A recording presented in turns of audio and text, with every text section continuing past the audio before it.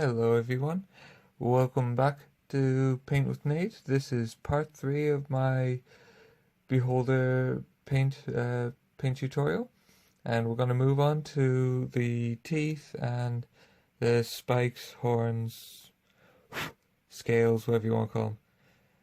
Right, so first off I'm going to have to base coat these.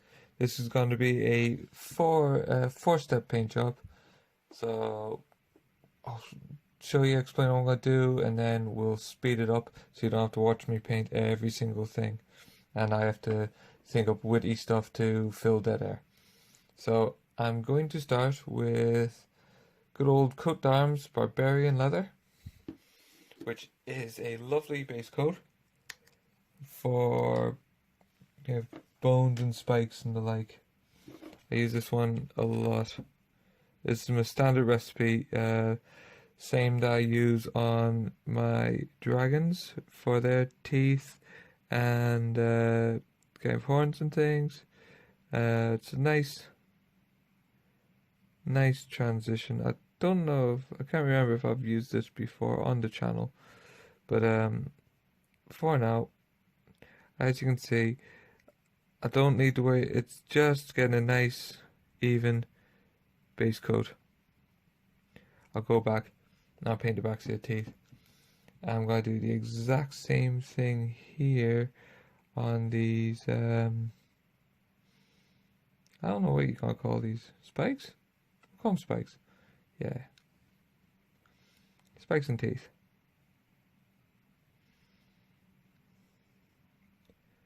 So they have got a little bit of texture to them, but I'm gonna ignore that for now, because I'm gonna be the way I'm painting them, it'll bring out the texture in itself. So as you can see, there's nothing special going on here really. It's just a nice brown base coat which gives a nice coverage over the turquoise that the kind of flesh colors don't. So that's why I was a bit more slapdash when it came to doing this area, whereas with on the mouth I was trying my best not to get any over paint. So there you go, you get the idea. So let's speed this up and I'll get the rest painted.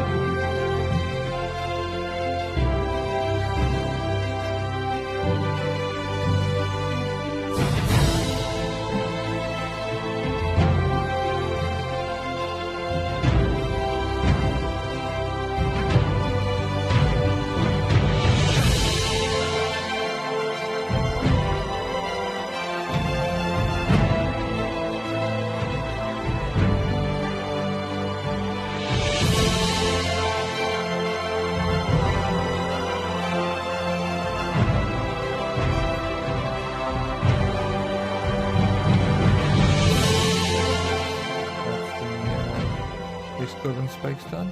So I just wanted to take this opportunity to show you a little trick I've learned with contrast paint. So when you paint anything like this, you want to try to keep a nice crisp line between the scales. You don't want one bleeding the other, which happens here. So with contrast, take the shade.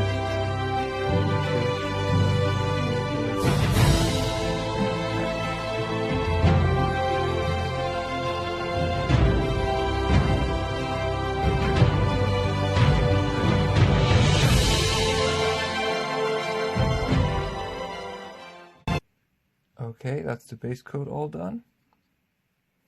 And all the little edges and whatnot touched up with a bit of contrast if needs be. So let's move on. Let's start adding some texture to these bones and things. So I'm gonna get Vallejo Dark Flesh, Model Color Dark Flesh, which as you see is just like old GW Bronzed Flesh. So if you've got some of that lying around, it's just as good. Well, but don't need a great deal of this.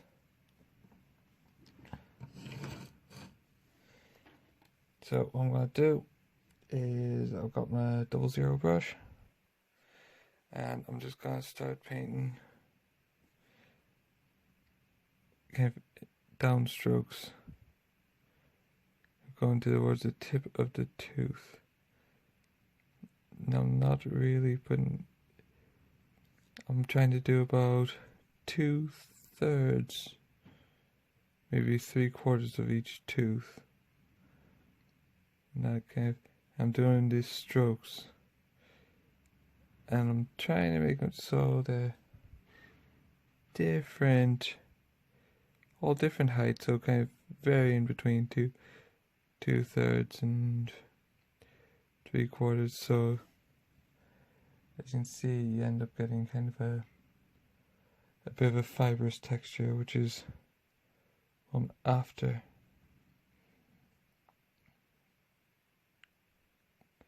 I want kind of a striated look to these teeth. Right.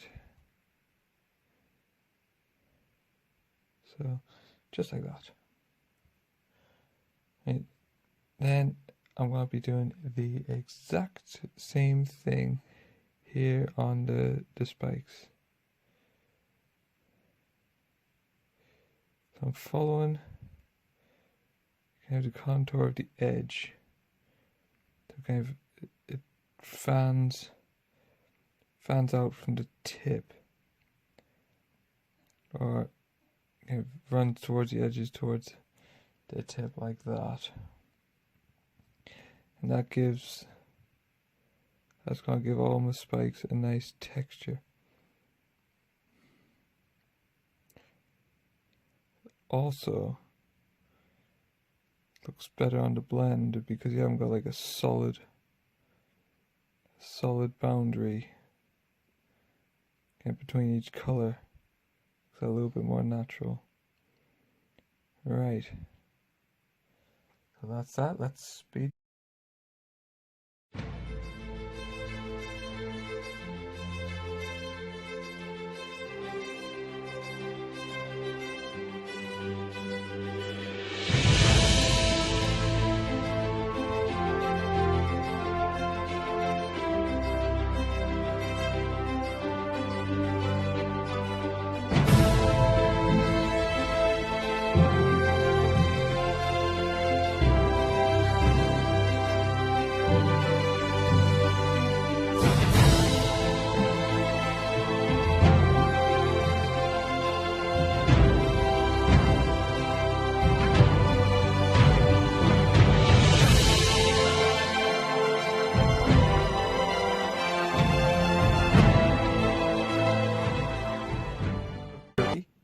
Step 3 of 4 is this time add skeleton bone.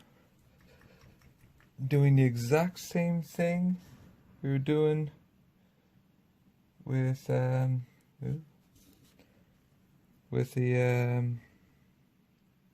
dark flesh in the kind of the lines to keep the texture going. This time I'm gonna, you want to add the streaks so to go about halfway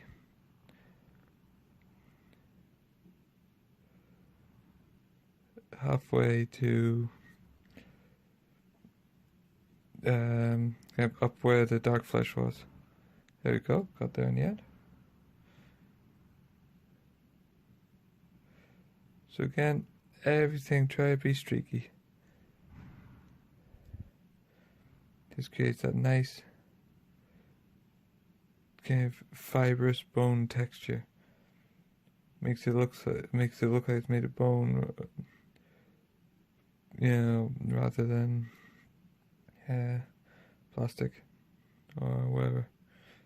Makes me so it doesn't look like it's got veneers on when it comes to the teeth. And because we're now getting lighter near the tip, you're starting to give a better impression of them being sharp. The astute of you may have guessed by now that the final step will be white, which I tend to do on either bigger plates or when, like on teeth, if I want the teeth to look sharp, which obviously these ones I do, so I will.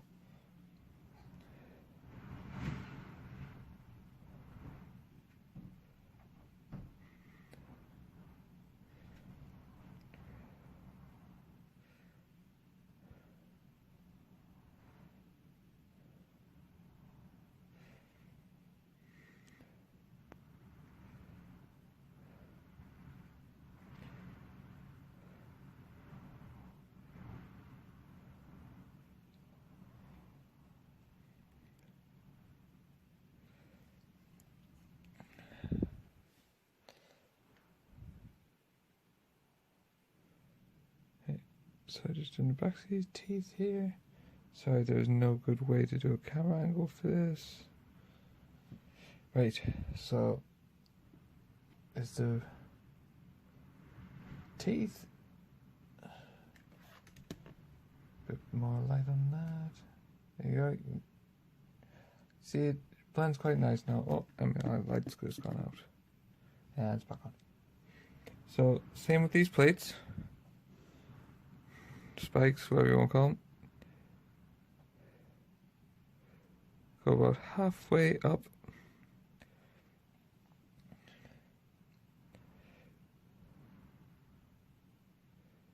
Just like that.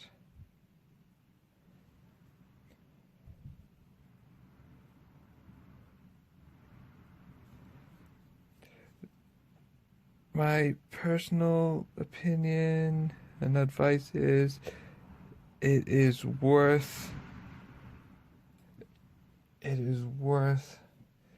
taking the time, having the patience, and not rushing it.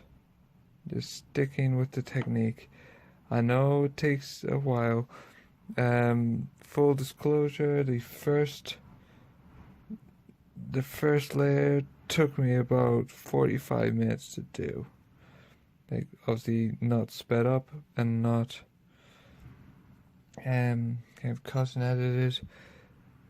So it is a time consuming technique, but obviously feel free to disagree, but I already think that's looking pretty darn sweet.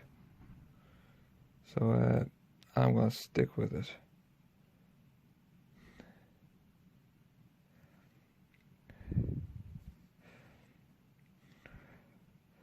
And because it's hand painted, it is going to be inconsistent in bits, and that's better. It makes it look more natural.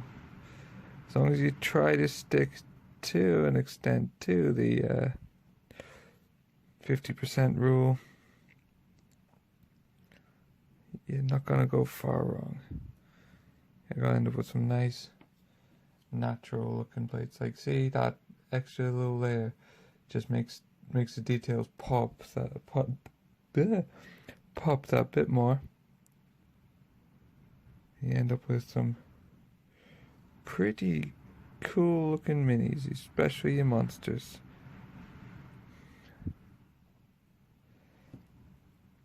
Yeah, look at that. Bear 2 horns. Right. Well, time to speed this up and get these done.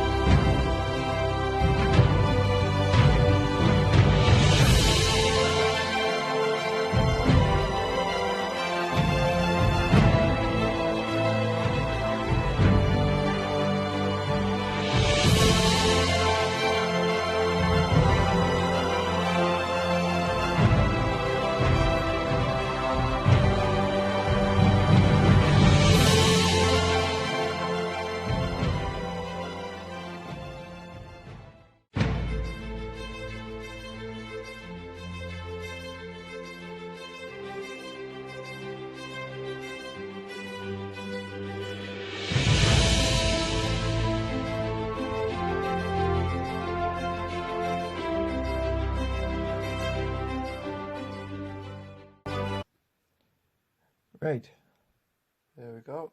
All the bone colors finished, so we're nearly done with the spikes in the teeth.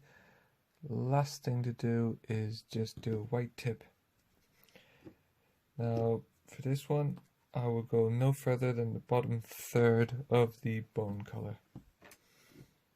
Now, exact same thing again.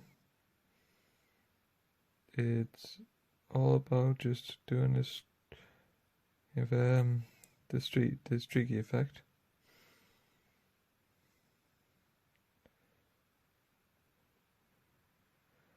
So it gets a nice.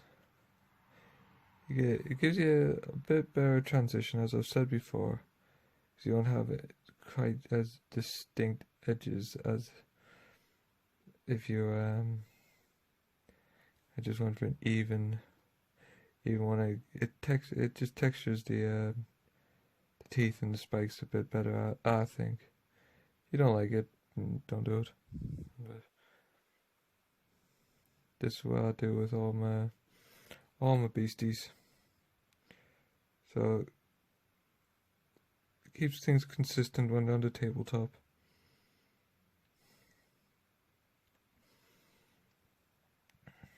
Right, and the reason I do white, I haven't said before, is it just gives it the final highlight, but also I think it makes the teeth look a little bit sharper. Now, I wouldn't normally do it on something like the spikes, because these are quite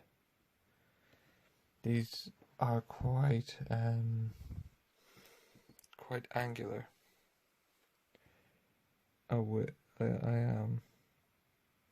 They're quite not angular. They come to a quite point. Yeah, and obviously these horns are gonna get the treatment.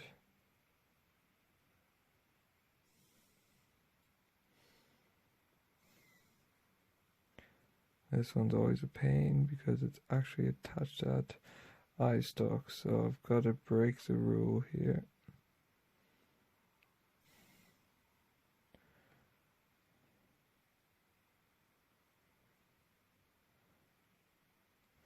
Yeah, but just got that to finish off. As you can see, we've got some nice sharp teeth, some nice sharp horns. Right. So let's say we speed this up and we get this step finished.